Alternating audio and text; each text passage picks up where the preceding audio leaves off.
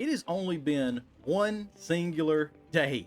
The first day, supposedly, of the EA Battlefield 6, Battlefield 2025 playtest, and we've already gotten some pretty substantial leaks out of this from people who really don't understand what a NDA is, also known as a non-disclosure agreement, but I am sure they're probably going to find out pretty fast. Now, some of this footage that has been leaked, one particular playtester actually streamed it on Twitch, which was a horrible idea. You can get copyright stricken, you can get your channel taken down, depending on how severe that NDA is. You know, you're signing up for something that has to remain confidential. Of course, I don't really mind because I'm a YouTuber and it gives me something to report on. And while I can't put that video here because my channel will get taken down as well, or copyright stricken at least, I can tell you a little bit about what was in there and kind of my thoughts on it. So for the most part, all we're hearing is, man, it looks like Battlefield 4, especially the user interface. It does look really, so far, it looks pretty clean. The chat box is a little intrusive, but I'm sure they're going to, you know, fix that up just a little bit. And this is definitely not going to be the final result of what we see out of Battlefield 6. But so far, like I said, a lot of Battlefield 4 vibes, which is exactly what we want. Battlefield 4.5 is what it's going to take to make me happy, as well as a huge swath of the community. In this gameplay, you can tell he's either driving an Abrams or a Bradley, and I think it's a Bradley just based on the UI down at the bottom. It's giving kind of an overview of the vehicle, and that looks more like a Bradley than it does a tank.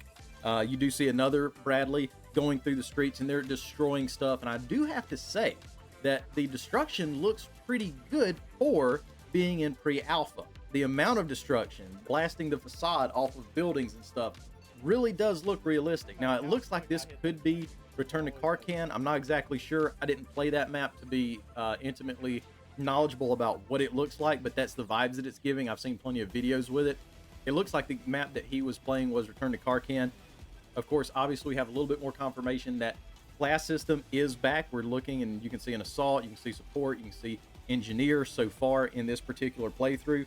At one point in the video, he does go down, and it looks like the Battlefield 5 revive system, and it also notifies you of how far away other friendly medics are. So I kind of like that. Gives you an idea if you want to skip or not, gives you a better chance to get revived. They didn't have that in Battlefield 4. I think that's one thing that the franchise has improved on, so I'm glad to see that. Glad to see a scoreboard as well. This scoreboard, when it flashed up at the end of the round, you could see kills, you could see deaths, you could see assists, exactly like we want to see. So, you know, this is a very good thing. I do have to give DICE a little bit of credit for going the extra mile and getting the player base involved early on. Of course, when you do that, you do kind of risk this happening as well. So I do want to reiterate that this is not, the footage you're seeing is not from the new game. It is Battlefield 4. You will not see that footage on my channel.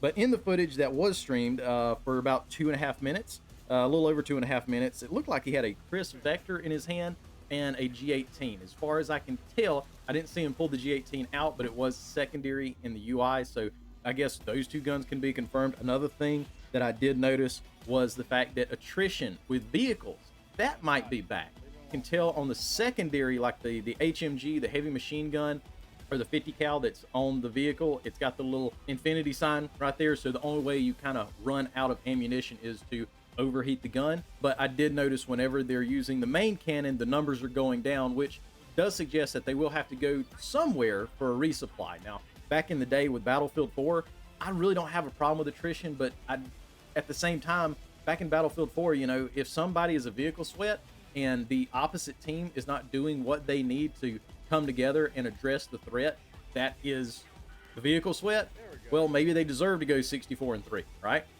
Maybe they deserve that. And I think that also allows for a very high skill ceiling as well. If you have to, you know, stop what you're doing, go back and reload, it does slow the game down quite a bit. And I'm not a fan of it, but it's not something, it's not like a hill I'm willing to die on either. The kill notifications, I did notice they're very lackluster for now. They're kind of off to the side. Not a lot going on, but that can really be expected on a pre-alpha build.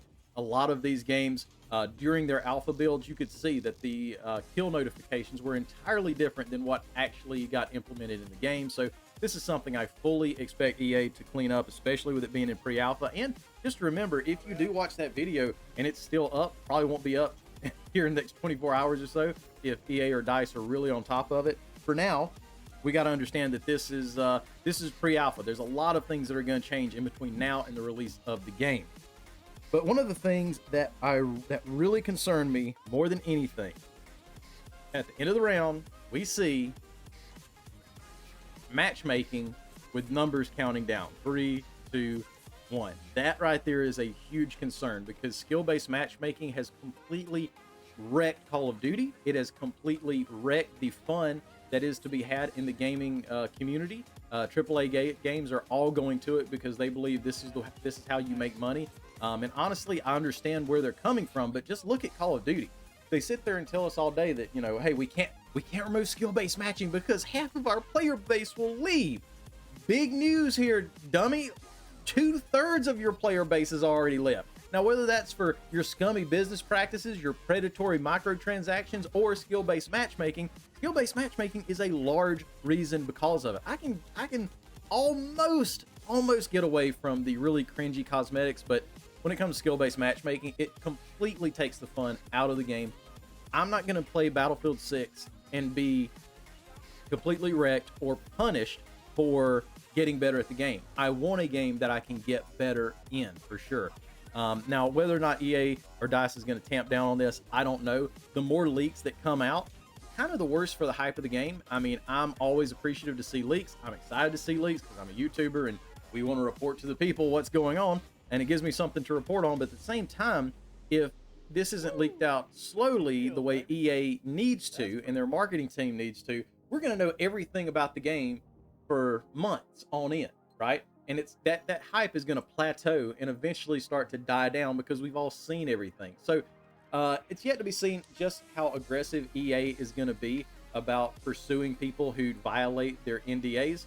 But we'll see what happens. I can't believe somebody had the gall to like just publicly stream it to Twitch. Like, golly, the balls on that guy. So once again, you can click down below in the description. There is a Rumble link that is still up. It has about 2 minutes and 48 seconds worth of things that you can see, actual gameplay. I did notice one other thing as well. There doesn't seem to be a interior repair mechanic. So like in Battlefield 4, you had to get out to repair your tank.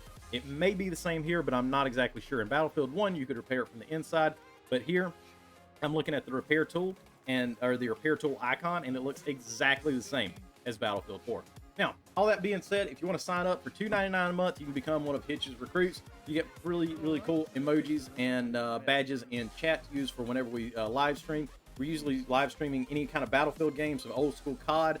Been streaming Helldivers 2 here lately. Also, I do have another video that I'm bringing out today. If you want to check that in the end cards, you definitely can. It is more a direct communication from EA to the fans, where they are talking about movement, and they are also talking about gun mechanics as well. So they dive into a little bit with that and let us know a little bit about what to expect. But right now, I think that's all the news we have for Battlefield 6 today. If not, I'll be back tomorrow with another video to let you know. Other than that, Jesus loves you.